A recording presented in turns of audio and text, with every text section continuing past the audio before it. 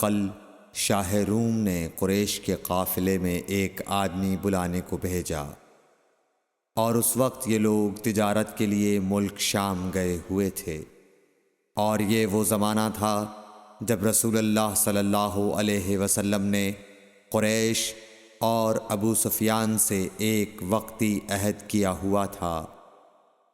جب ابو سفیان اور دوسرے لوگ ہرقل کے پاس ایلیا پہنچے جہاں ہرقل نے دربار طلب کیا تھا، اس کے گرد روم کے بڑے بڑے لوگ، علماء، وزراء و امراء بیٹھے ہوئے تھے۔ ہرقل نے ان کو اور اپنے ترجمان کو بلوایا، پھر ان سے پوچھا کہ تم میں سے کون شخص مدعی رسالت کا زیادہ قریبی عزیز ہے؟ ابو سفیان کہتے ہیں کہ میں بول اٹھا کہ میں اس کا سب سے زیادہ قریبی رشتہ دار ہوں۔ یہ سن کر ہرقل نے حکم دیا کہ اس ابو سفیان کو میرے قریب لا کر بٹھاؤ اور اس کے ساتھیوں کو اس کی پیٹھ کے پیچھے بٹھا دو۔ پھر اپنے ترجمان سے کہا کہ ان لوگوں سے کہہ دو کہ میں ابو سفیان سے اس شخص یعنی محمد صلی اللہ علیہ وسلم کے حالات پوچھتا ہوں، اگر یہ مجھ سے کسی بات میں جھوٹ بول دے تو تم اس کا جھوٹ ظاہر کر دینا۔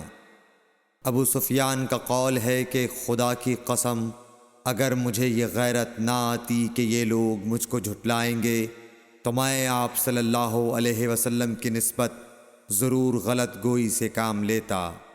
خیر، پہلی بات جو ہرقل نے مجھ سے پوچھی وہ یہ کہ اس شخص کا خاندان تم لوگوں میں کیسا ہے؟ میں نے کہا وہ تو بڑے اونچے عالی نسب والے ہیں۔ کہنے لگا اس سے پہلے بھی کسی نے تم لوگوں میں ایسی بات کہی تھی؟ میں نے کہا نہیں۔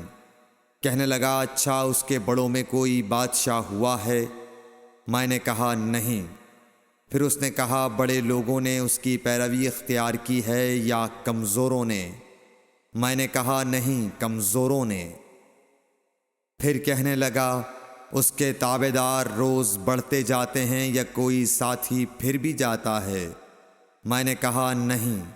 کہنے لگا کیا اپنے اس دعوی نبوت سے پہلے کبھی کسی بھی موقع پر اس نے جھوٹ بولا ہے؟ میں نے کہا نہیں، اور اب ہماری اس سے صلح کی ایک مقررہ مدت ٹھہری ہوئی ہے، معلوم نہیں وہ اس میں کیا کرنے والا ہے۔ ابو سفیان کہتے ہیں میں اس بات کے سوا اور کوئی جھوٹ اس گفتگو میں شامل نہ کر سکا۔ ہرقل نے کہا کیا تمہاری اس سے کبھی لڑائی بھی ہوئی ہے؟ ہم نے کہا کہ ہاں۔ بولا پھر تمہاری اور اس کی جنگ کا کیا حال ہوتا ہے؟ میں نے کہا لڑائی ڈول کی طرح ہے، کبھی وہ ہم سے میدان جنگ جیت لیتے ہیں اور کبھی ہم ان سے جیت لیتے ہیں۔ ہرقل نے پوچھا وہ تمہیں کس بات کا حکم دیتا ہے؟ میں نے کہا وہ کہتا ہے کہ صرف ایک اللہ ہی کی عبادت کرو، اس کا کسی کو شریک نہ بناؤ، اور اپنے باپ دادا کی شرک کی باتیں چھوڑ دو، اور ہمیں نماز پڑھنے، سچ بولنے، پرہیزگاری اور صلہ رحمی کا حکم دیتا ہے۔ یہ سب سن کر پھر ہرقل نے اپنے ترجمان سے کہا کہ ابو سفیان سے کہہ دے کہ میں نے تم سے اس کا نسب پوچھا تو تم نے کہا کہ وہ ہم سے عالی نسب ہے، اور پیغمبر اپنی قوم میں عالی نسب ہی بھیجے جایا کرتے ہیں۔ میں نے تم سے پوچھا کہ دعوی نبوت کی یہ بات تمہارے اندر اس سے پہلے کسی اور نے بھی کہی تھی؟ تو تم نے جواب دیا کہ نہیں۔ تب میں نے اپنے دل میں کہا کہ اگر یہ بات اس سے پہلے کسی اور نے کہی ہوتی تو میں سمجھتا کہ اس شخص نے بھی اسی بات کی تقلید کی ہے جو پہلے کہی جا چکی ہے۔ میں نے تم سے پوچھا کہ اس کے بڑوں میں کوئی بادشاہ بھی گزرا ہے؟ تو تم نے کہا کہ نہیں۔ تو میں نے دل میں کہا کہ ان کے بزرگوں میں سے کوئی بادشاہ ہوا ہوگا تو کہہ دوں گا کہ وہ شخص اس بہانے اپنے آباء و اجداد کی بادشاہت اور ان کا ملک دوبارہ حاصل کرنا چاہتا ہے۔ اور میں نے تم سے پوچھا کہ اس بات کے کہنے یعنی پیغمبری کا دعویٰ کرنے سے پہلے تم نے کبھی اس کو دروغ گوئی کا الزام لگایا ہے؟ تم نے کہا کہ نہیں۔ تو میں نے سمجھ لیا کہ جو شخص آدمیوں کے ساتھ دروغ گوئی سے بچے وہ اللہ کے بارے میں کیسے جھوٹی بات کہہ سکتا ہے۔ اور میں نے تم سے پوچھا کہ بڑے لوگ اس کے پیرو ہوتے ہیں یا کمزور آدمی؟ تم نے کہا کمزوروں نے اس کی اتباع کی ہے۔ تو دراصل یہی لوگ پیغمبروں کے متبعین ہوتے ہیں۔ اور میں نے تم سے پوچھا کہ اس کے ساتھی بڑھ رہے ہیں یا کم ہو رہے ہیں؟ تم نے کہا کہ وہ بڑھ رہے ہیں، اور ایمان کی کیفیت یہی ہوتی ہے حتیٰ کہ وہ کامل ہو جاتا ہے۔ اور میں نے تم سے پوچھا کہ آیا کوئی شخص اس کے دین سے ناخوش ہو کر مرتد بھی ہو جاتا ہے؟ تم نے کہا نہیں۔ تو ایمان کی خاصیت بھی یہی ہے، جن کے دلوں میں اس کی مسرت رچ بس جائے وہ اس سے لوٹا نہیں کرتے۔ اور میں نے تم سے پوچھا کہ آیا وہ کبھی عہد شکنی کرتے ہیں؟ تم نے کہا نہیں۔ پیغمبروں کا یہی حال ہوتا ہے، وہ عہد کی خلاف ورزی نہیں کرتے۔ اور میں نے تم سے کہا کہ وہ تم سے کس چیز کے لیے کہتے ہیں؟ تم نے کہا کہ وہ ہمیں حکم دیتے ہیں کہ اللہ کی عبادت کرو، اس کے ساتھ کسی کو شریک نہ ٹھہراؤ، اور تمہیں بتوں کی پرستش سے روکتے ہیں، سچ بولنے اور پرہیزگاری کا حکم دیتے ہیں۔ لہٰذا اگر یہ باتیں جو تم کہہ رہے ہو سچ ہیں تو ان قریب وہ اس جگہ کا مالک ہو جائے گا کہ جہاں میرے یہ دونوں پاؤں ہیں۔ مجھے معلوم تھا کہ وہ پیغمبر آنے والا ہے، مگر مجھے یہ معلوم نہیں تھا کہ وہ تمہارے اندر ہوگا۔ اگر میں جانتا کہ اس تک پہنچ سکوں گا تو اس سے ملنے کے لیے ہر تکلیف گوارا کرتا۔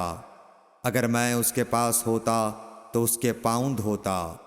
ہرقل نے رسول اللہ صلی اللہ علیہ وسلم کا وہ خط منگایا جو آپ نے وہیہ کلبی رضی اللہ تعالیٰ عنہ کے ذریعے حاکم بصرہ کے پاس بھیجا تھا، اور اس نے وہ ہرقل کے پاس بھیج دیا تھا۔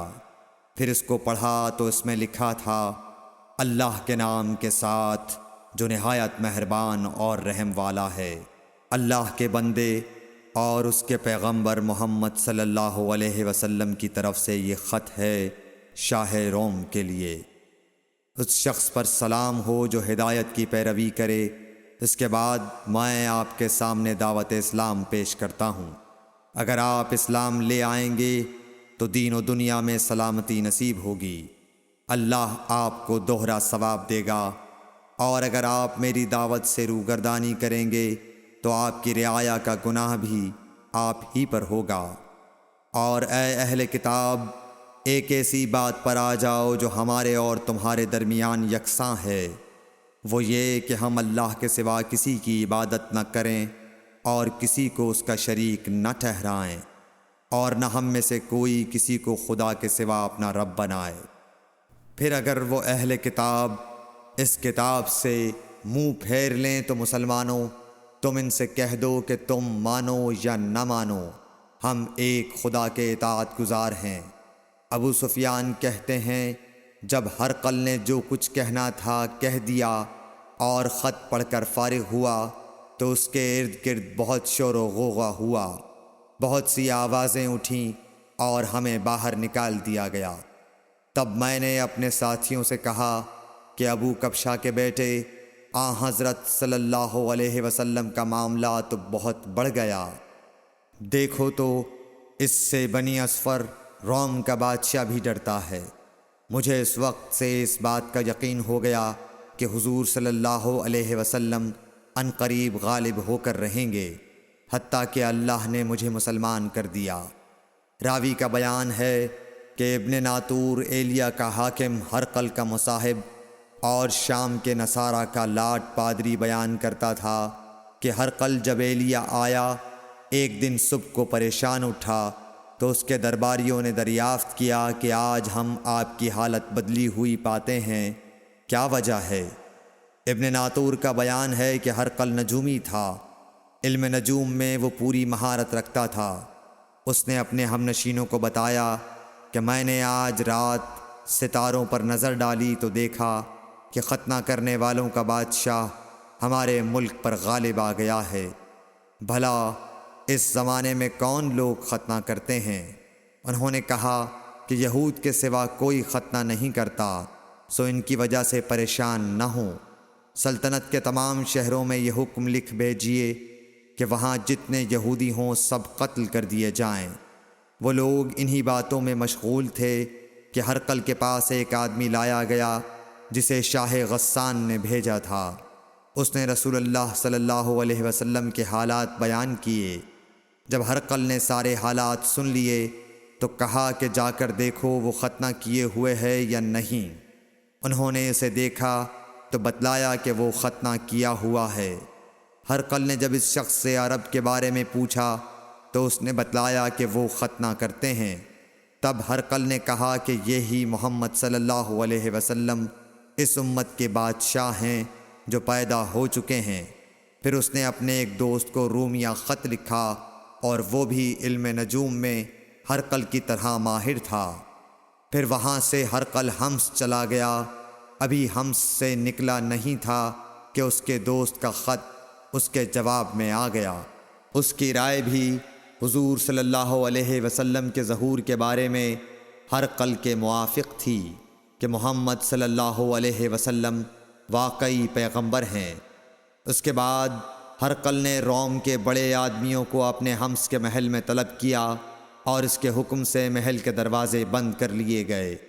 پھر وہ اپنے خاص محل سے باہر آیا اور کہا، اے روم والو، کیا ہدایت اور کامیابی میں کچھ حصہ تمہارے لیے بھی ہے؟ اگر تم اپنی سلطنت کی بقا چاہتے ہو تو پھر اس نبی صلی اللہ علیہ وسلم کی بیعت کر لو اور مسلمان ہو جاؤ۔ یہ سننا تھا کہ پھر لوگ وحشی گدھوں کی طرح دروازوں کی طرف دوڑے، مگر انہیں بند پایا۔ آخر جب ہرقل نے اس بات سے ان کی یہ نفرت دیکھی اور ان کے ایمان لانے سے مایوس ہو گیا تو کہنے لگا کہ ان لوگوں کو میرے پاس لاؤ۔ جب وہ دوبارہ آئے تو اس نے کہا، میں نے جو بات کہی تھی اس سے تمہاری دینی پختگی کی آزمائش مقصود تھی، سو وہ میں نے دیکھ لی۔ تب یہ بات سن کر وہ سب کے سب اس کے سامنے سجدے میں گر پڑے اور اس سے خوش ہو گئے۔ بالآخر ہرقل کی آخری حالت یہی رہی۔ صحیح بخاری حدیث نمبر 7۔